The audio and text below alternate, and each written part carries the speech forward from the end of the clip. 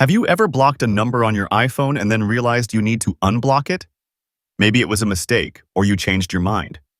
Whatever the reason, I've got you covered.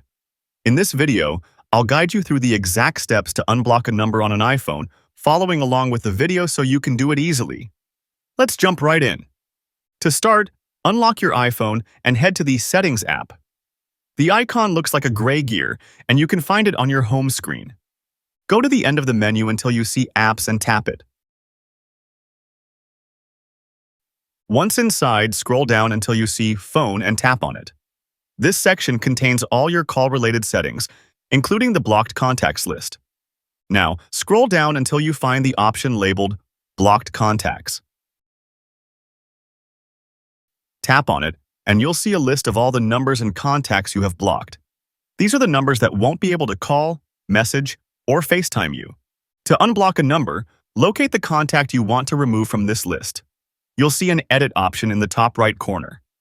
Tap on Edit, and you'll notice a red minus icon appearing next to each contact.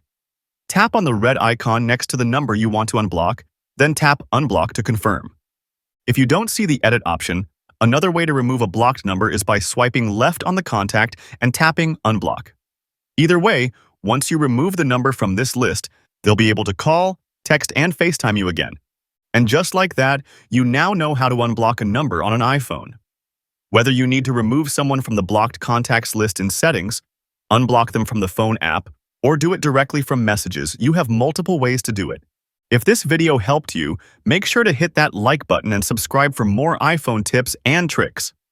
Let me know in the comments if you have any other questions, and I'll be happy to help. Thanks for watching, and I'll see you in the next video.